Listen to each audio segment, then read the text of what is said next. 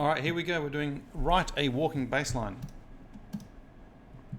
So we're going to start off nice and simple. So if we're doing a walking bass line, we could just do something super basic, which is just put crotchets in every beat on the tonic.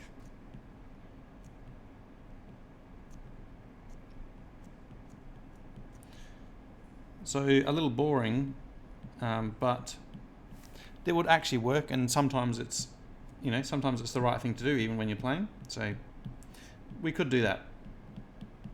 You get the idea.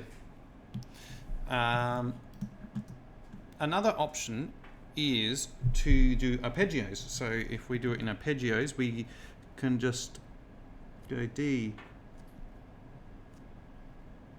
like this. I have to colour all these in, it's going to take forever. Crotchets.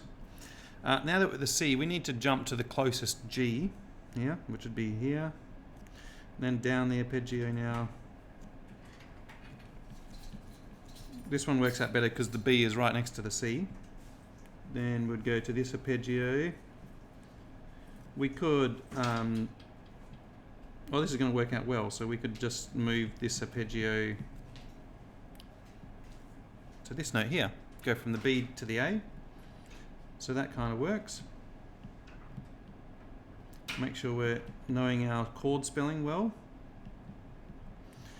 Okay, so that's a pretty easy way to do it. That can be trickier than what I made that look when we get away from C major. For example, it's often hard to know that that should be G natural because of the A7, for example.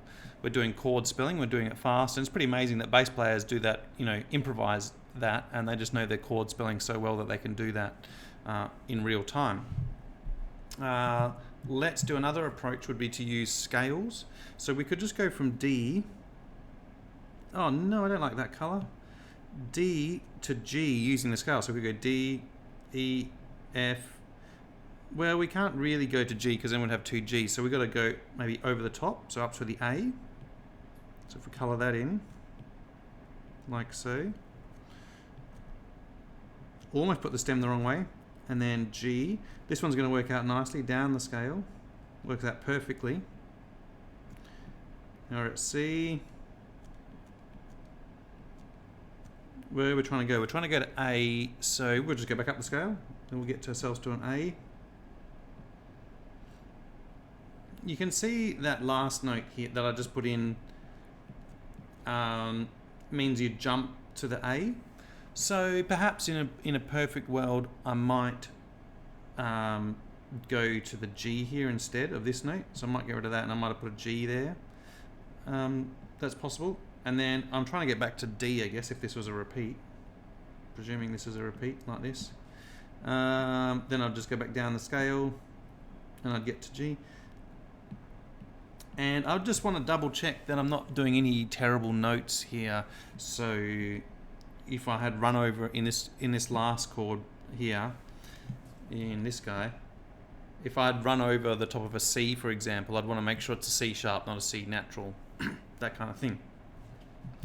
Okay, now the more realistic approach is a combination of all of these things. So doing double notes, doing chords, doing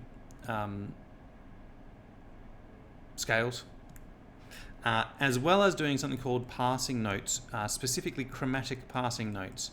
So when I go up the scale from D to G, I'm going to go D, oh, I'm in highlighter, what am I doing? D, E, F, and then I want to get to G. Now you can, if you know your music theory, you know that between F and G there is an F sharp. So it would actually sound quite nice if I just went chromatically up to the F sharp here. That would sound fantastic. So you can use that chromatic note to get you that last little bit. It's important that you don't switch this. You couldn't put a sharp there and then a natural here. Because we're in D minor, so this F sharp is on a strong beat, the third beat of the bar, and so you'd have a really ugly note on a strong beat of the bar, so that wouldn't work for you at all. So then we just come back down, but we now don't have to use. I like the way that the G7 chord went down, so we could go down the G7 chord rather than the scale, like this. And you'll notice that that gives us a nice, here is going to give us a nice chromatic note again into the C. So do do do do do, or whatever it is. I'm not going to try and sing it. That was a terrible attempt. All right, and now we've got to get to the A somehow. So I mean, there's lots of options now. You could use the chromatic passing note. You could use arpeggios, but I might use what I used before, the double note. So I'm going to go 2 C's, and then I go E, G. Like that, and then my A is right there, ready to go. You know, there was a lot of ways that you could get to that note. So I could have gone over the top of it. So I could have gone, instead of this note here, instead of that, I could have put a B flat up there maybe. I wouldn't do that. That's horrible. Because the reason I wouldn't put a B flat is because it's kind of turning it into C dominant 7. So I don't know. That's a terrible idea. But I could have gone. What? I could have gone C, E, G, G sharp. That would work. Something like that. And that's that one. So there you go. You've got three options available to you. You've got scale, you've got chord, you've got passing notes, and you've got repetition. Rep, we'll call it rep because I can't spell repetition like that. Okay, so now let's look at a very famous bass line. This is probably I transcribed this off one of the most famous bass recordings. I won't tell you what it is because I might break some copyright, but this is what the most famous one looks like. Where are we? Go. Here we go. So let's have a little bit of an analysis of this. So first up, you can see here, it doesn't even start with a crotchet. So it's a walking bass line, doesn't start with a crotchet. We also don't have the third in here. There's no third in that whole bar. This beautiful little triplet, so it's da dum dum dum da da da da da dum da da dum dum dum dum. So you can kind of see that's pretty nice. You've got a passing note here in the middle of the bar. This is the fifth here, fifth in the middle of the bar, so it's a nice strong note there. You can see it's jumping around a bit. This line, these two notes are jumping around a bit. Here we've got a B flat again because we're still on B flat chord. Then we jump down to a C, which is pretty unusual. And then here we're getting a passing note into the fifth.